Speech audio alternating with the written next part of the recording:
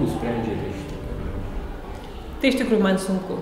Tai yra mano, kaip galiu pasakyti, ne tik kad silpnoji vieta, bet ieškojimų vieta.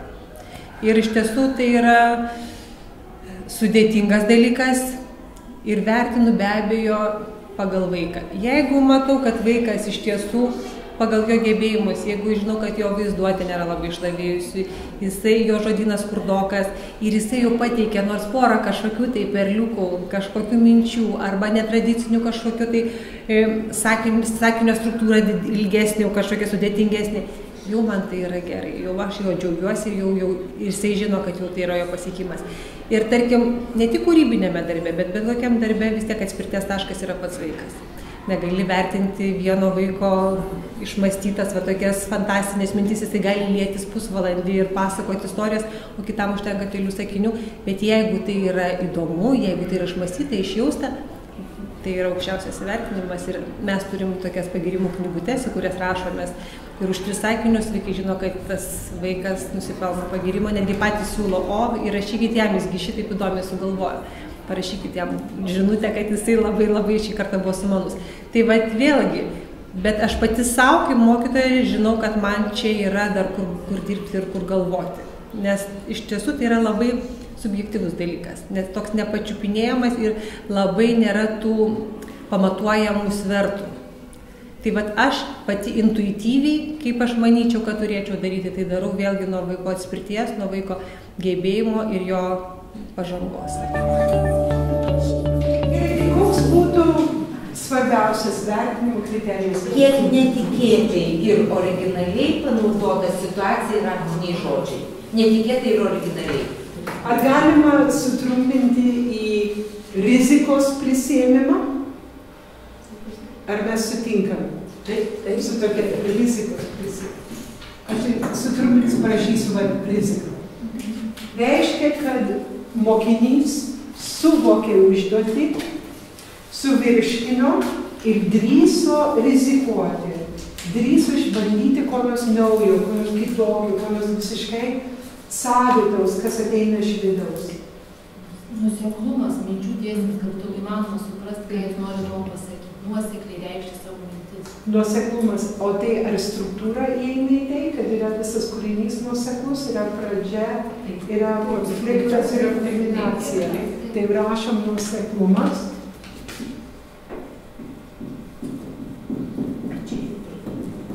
Čia tikrai taip, tikrai yra svarbu, jeigu mokinys tikrai mes galim duoti gana aukštą įvertinimą, jeigu mokinys suvokia pagrindinę žanros struktūrą. Tai, kad yra pradžia, yra konfliktas, yra sprendimas. Mes skaitėm daugelį kūrinių, kur mokiniai tiesiog įsipusėjo ir sustojo rašyti, neužbaigė, nemoka kaip užbaigti. Mes išskyrėm tai, kad vis dėlto tas užbaigimas irgi yra svarbu. Jo, tai užbaigimas prie nuoseklumo. Mes tiesiog išskyrėm atskirai. Nuoseklumas viskas iš eilės tvarkoja, bet kartais, nėra pabaigos. Galbūt vieną sakinį tik tai nereikėtų. Užbaigimas, aš savo studentam ir mokiniams sakydavo, kad pasistengti užbaigiant kūrinį, palikti filosofinį mintį arba retorinį klausimą, palikti kažkokią grūdelį, kad skaitytojas toliau mąstytų apie jo kūrinį. Viena iš svarbiausių tai yra stiliaus individualumas. Individualumas. Gerai. Būtent stiliaus. Stiliaus. Aha. Tai yra intonacija. Sakinių struktūra, leksika, viskas. Taip. Aš matau, kad kalbininkė sėdi šalia įtakavo. Ne. Aš sutinku ir aš įvaidinu, aš vadinu intonaciją. Mes kiekvienas turim savo savitą intonaciją, kuris persiduoda rašant. Ir mes norim tiesiog iš tą intonaciją ištraukti iš mokinių, kad jie tą naudotų, kad jie valdytų. Toliau kas galėtų būti? Vaizdingi posakiai, detalės, faktais, asmeninė patirtis. Detalės, faktai ir vaizdingi posakiai. Ir jūs dar vienas asmeninė patirtis. Ir asmeninė patirtis. Detalės arba originalios gali būti, arba banalios, primityvios, jau naudotos daug kur tam kontekste. Dar gali būti prasmingos, tampančios simboliais arba beprasmės ir pertraukta detalėmis, tokia niuansai čia apie detalės. Taip, kai kūrinyje yra detalių, ką mes kaip paskaityti, ką mes sugebam padaryti? Įsivaizduoti. Jau yra vizualinė medžiaga, vaizduoti. Rašytojas, jaunasis autorius, įsivaizduoja scenarijų ir parašo taip, kad mes pasiemam skaityti ir mes. Įsivaizduojam, vyksta komunikacija. Taip? Jūs turite visus įrankius, kurias jums reikia dirbti kūrybiškai su kūrybinio rašymo klasėje. Pasaulinis rašymas, kūrybinis dirbtuvėlės, įvertinimo skalę ir jau pateisina pamoką. Ar ne taip?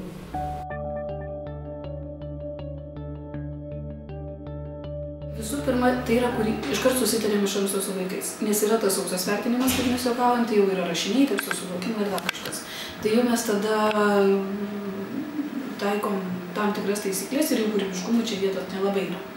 Bet jeigu yra kūrybiniai darbai, tai mes labai stengiamės vertinti irgi kūrybiškai. Visų pirma, vertina patys vaikai, žinodami savo klasės draugų gebėjimus ir įdirbį. Iš tikrųjų, va šitas dalykas. Galim sakyti, vertinamas yra procesas kūrybinis.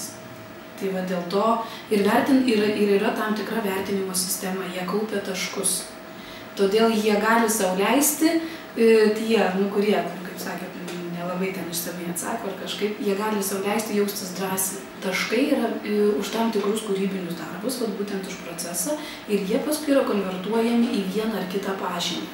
Ir tarkime, vienas už kūrybinį darbą gauna 8 taškus, tai jau tobulas kūrybinis darbas, kitas už kūrybinį darbą gauna 6 taškus. Kaip pažymį 6 yra blogai, bet kaip taškai 6 yra labai gerai. Taigi ir prasčiau pasiruošęs ar ne taip giliai išvelgiantis, jisai gavęs tuos 6 taškus, jisai nesijaučia blogai ir jam yra drąsu daryti tam tai, kaip jisai gali. Tai va šitas dalykas. Ir keletas tokių kūrybinių darbų virsta į tam tikrą pažymį. Aišku, ten jau yra tam tikros laiko ribos, vertinimo kažkokios ribos vis tiek yra. Atvirai pasakius, vyresnėse klasėse vertinti kūrybiškumą yra didelė problema, kadangi jo nereikalauja, kadangi kūrybiškumas egzaminuose tai yra, galima sakyti, neišlaikytas egzaminas. Ir mes apie tai taip pat kalbamės, nes jiems reikės laikyti egzaminą. Egzamine, jeigu jie rašys savo metaforom, savo kalba, savo stiliumi, kurį jie turi, jiems bus labai liūdni rezultatai. Todėl mes kalbame apie tai, kas yra privaloma, kokie reikalavimai yra ir ką jie turi padaryti. Ir sutarėm, kad kūrybiškumas ir visa tai lieka daugiau jų asmeninėje srityje, erdvėje, bendravime, bet tarkime ne egzamininiuose dalykuose, nes žinokite, tai yra dangus ir žemė. Aš galvoju, kad į vaiko tą kūrybingumą galima vertinti, sakykime, dar 10 klasėje taip, dar gal šiek tiek 11, o 12 klasėje mes visi einame prie tų, sakykime, rašinių standarto, kur vaiko kūrybos nebelieka. Jisai turi mokėti sudėlioti rašinį taip, kaip reikalauja vertinimo instrukcija, ir tai yra, nežinau, kažkaip nesuvokiama. Nes ir per egzaminą rašyti ypatingai kūrybiškai vaikas negali. Gal supras, o gal ir nelabai supras. Bet tas vertinimas tai yra problematiškas. Bet, sakykime, žemesnėse klasėse, nuo pat 5 iki 10 ir pradinėse, negalima vaikui pridėti tų balų už tai, kad jisai atlieka darbą kažkaip kitaip, įdėdamas savo širdies. Gerai, toliau Akvilė. Prašau, Akvilė. Susikūpėm.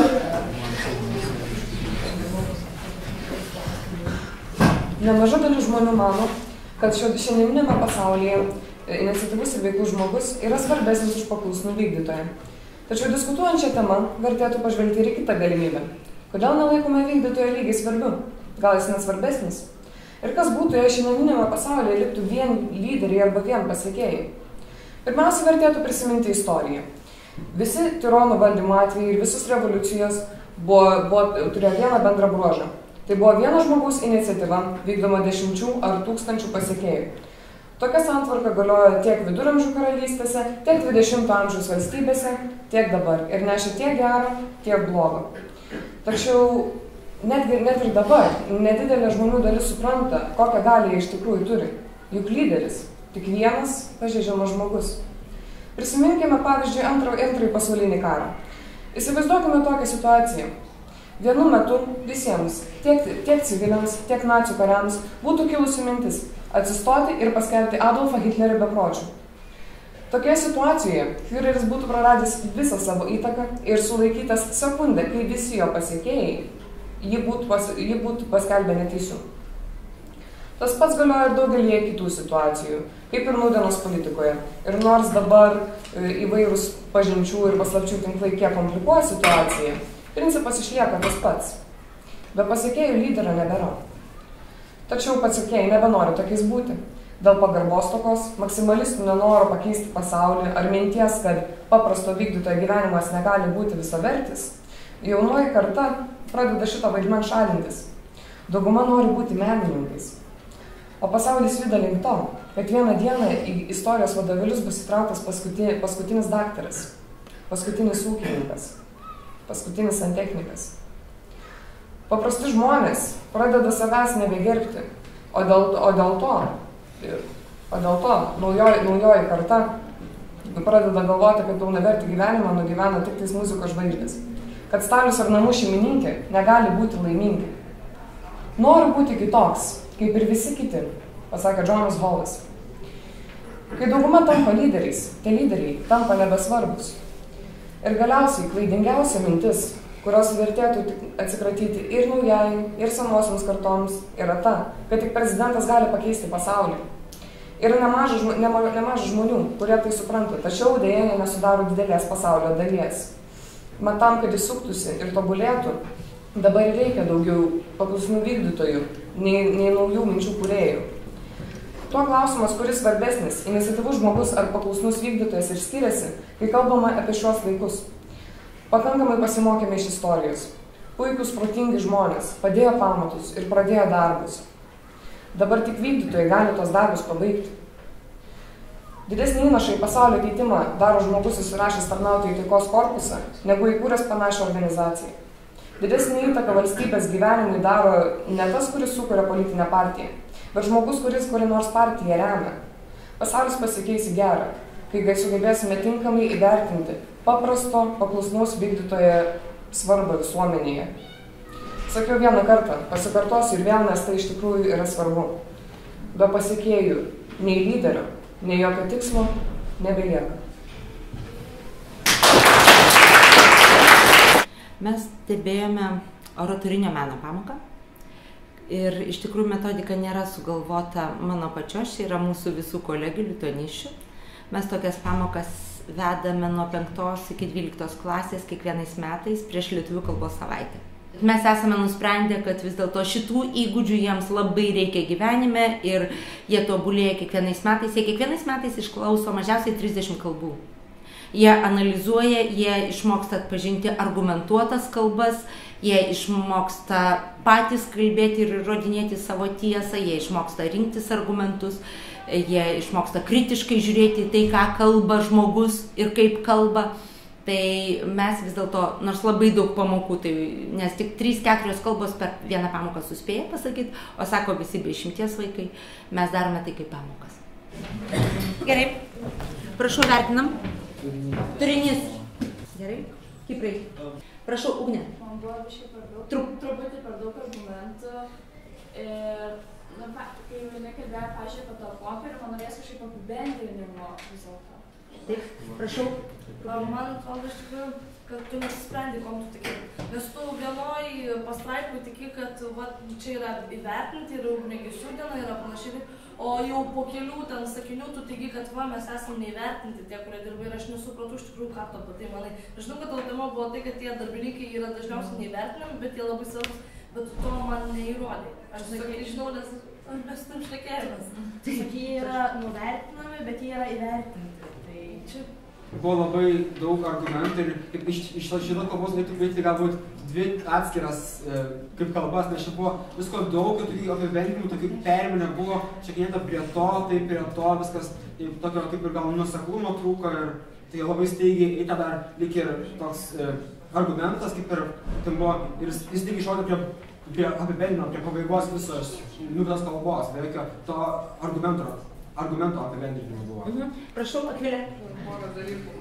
Man asmeniškai atrodo, kad tai, kad buvo daug argumentų, yra geras dalykas, ir tie argumentai iš tikrųjų buvo įdomus, ir citatus, ir iš istorijos paminėta, ir tai, kad tu parodai su lapu, tas buvo kitaip, nes pas mus klasėje per tiek metų nėra tokio dalyko parodęs, pagalbinės priemonės nėra pasiėmę. Bet buvo, nors buvo įdomu klausytis, gerai parašyta, bet buvo labai sudėtinga, nes ji buvo per ilga. Ir manau, kad daug kas tą pajutė. Ir dar vienas dalykas, tu pasakėjai, iniciatyvų žmonės nėra svarbus. Man labai trūko žodelio tokie. Vertinimo sistema yra taip, yra 3 aspektai. Tai yra turinys, oratoriaus gebėjimai ir kultūra. Ir už kiekvieną tą punktą duodami maksimaliai 3 taškai. Vienetą dovanojame. Startinis yra vienetas pažymys. Ir pagal tai, kaip balsuoja vaikai su tom kortelėm šviesoforais, tai mes matome jau, kiek ten duotų 3 taškus, 2 taškus ar 1 tašką duotų vaikai. Ir iš esmės atsižvelgiame į jų, tada yra toliau aspektai, jie aptaria ir praktiškai nebūna, kad nesutaptų su vaikais nuomonė. Tai yra vis dėlto jie dominuoja ir dažniausiai jie jaučia, kad jie nusprendė, kiek gavo, bet iš esmės mūsų sutampa visą laiką nuomonės. Jeigu jau nesutampa, tada aš pasiginčiu jų ir argumentuoju, kodėl aš manau, kad yra kitaip. Dramų būna 5-6 klasėje, kol jie įpranta taktiškai, kultūringai pasakyti, kol jie įpranta, kad jiem tiesa bus pasakoma ir kol jie įpranta nereaguoti į pasakytas pastabas perdėtai skausmingai. Jau dabar mes visus kūrybinius darbus, visus pastraipas ir labai daug ką vertiname patys. Tai yra, jie vertina, įsivertina, aptaria ir dabar tų dramų jau nebėra. Ir kartais jie pasako netgi per griežtai ir tenka sušvelninti, bet iš esmės pasako labai objektyvius ir tikslius dalykus. Tai yra, jie turi argumentuoti, jeigu jie sako, kad kažkas negerai, jie būtinai turi argumentuoti, kodėl jie mano taip. Tai yra, vengiama tuščiai žaidinėjimo. O argumentuotas požiūris, jisai iš tiesų, jau jie yra įpratę ir reaguoja labai labai pozityviai. Kaip vertinam? 10. 10. Šaunuolė, ačiū.